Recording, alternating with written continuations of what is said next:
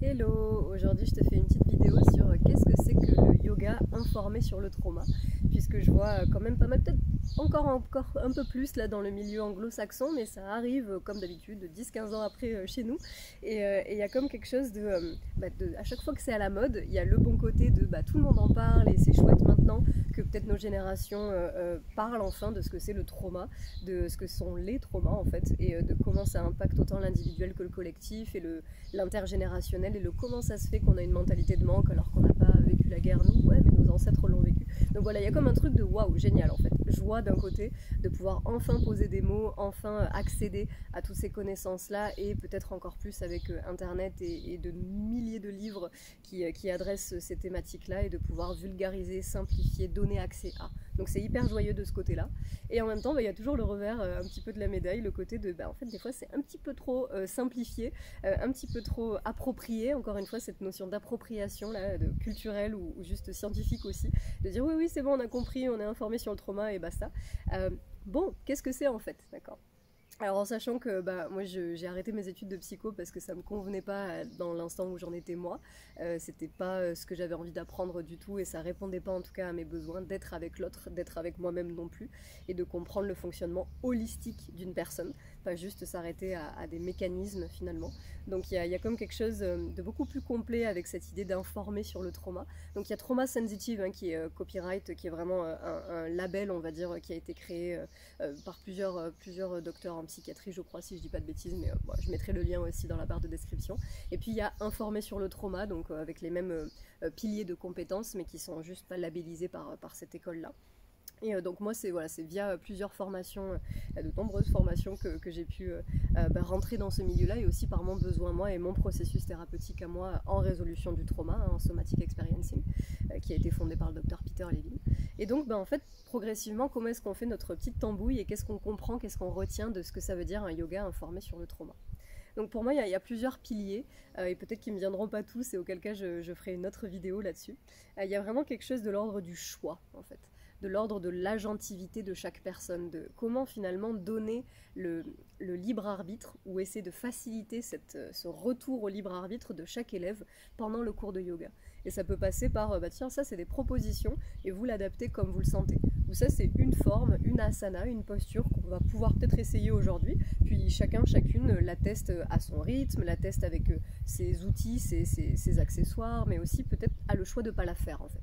Donc il y a vraiment quelque chose de l'ordre du choix, de l'ordre de je décide pour moi, parce que grâce à cette pratique du yoga, j'apprends à me dire mais tiens, c'est comment que je suis en confort là? C'est quoi qui me fait du bien? C'est quoi qui au contraire m'énerve ou me saoule? Ou c'est à quel moment que je pars dans mes pensées parce qu'en fait ça m'ennuie son truc là? C'est comment est-ce que je peux apprendre de moi grâce à ou par l'occasion de la pratique du yoga. Et grâce à ce matériau que je récolte, en fait je peux progressivement développer un choix, de me dire si la personne qui facilite l'espace me dit relevez-vous quand vous voulez, peut-être ça t'est déjà arrivé, tu vas avoir le petit moment où tu regardes les autres et t'es la mince, ils sont déjà debout.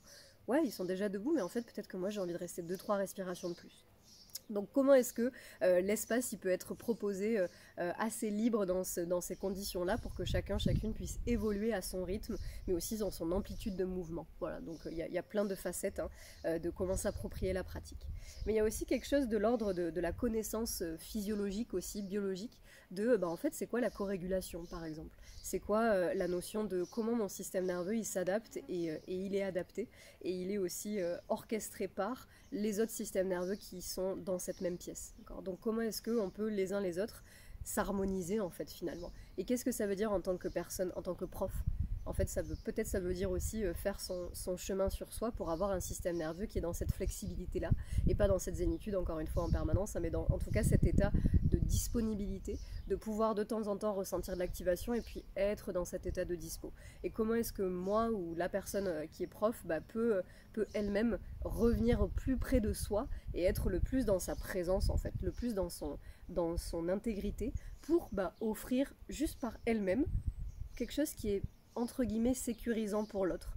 En tout cas, la sensation que si un élève ou une élève vient pendant le cours et partage quelque chose qui est difficile, ça ne veut pas dire que c'est une psychothérapie. Encore, il y a le scope of practice aussi, mais il y a quelque chose de genre, est-ce que la personne à qui je parle en tant qu'élève, elle est là en fait? Est-ce qu'elle peut tenir cet espace-là pour moi, pour me dire ok, là je suis contenue. C'est pas confort ce que je vais vivre, c'est pas confort ce que je peux expérimenter et partager. Et la personne, elle n'est pas là pour me guérir ou pour me changer.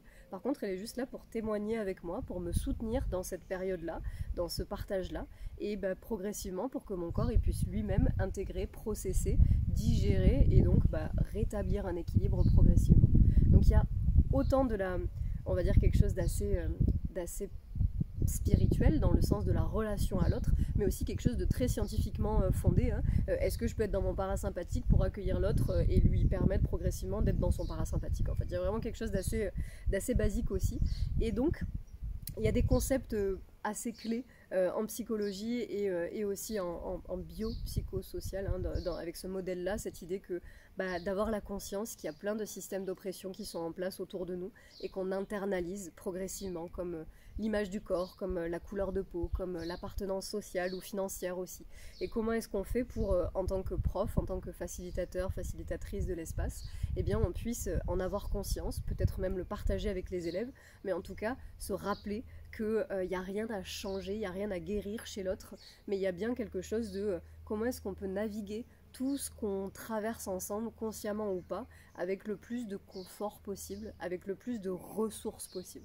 Donc l'un des derniers piliers pour moi qui me vient là aujourd'hui sur qu'est-ce que c'est qu'être informé sur le trauma, il y a aussi en fait avoir plein d'outils différents, avoir plein de ressources, de pratiques, de rythmes aussi, plein d'explorations différentes qui peuvent s'adapter à où en sont en fait les personnes qui sont là avec nous.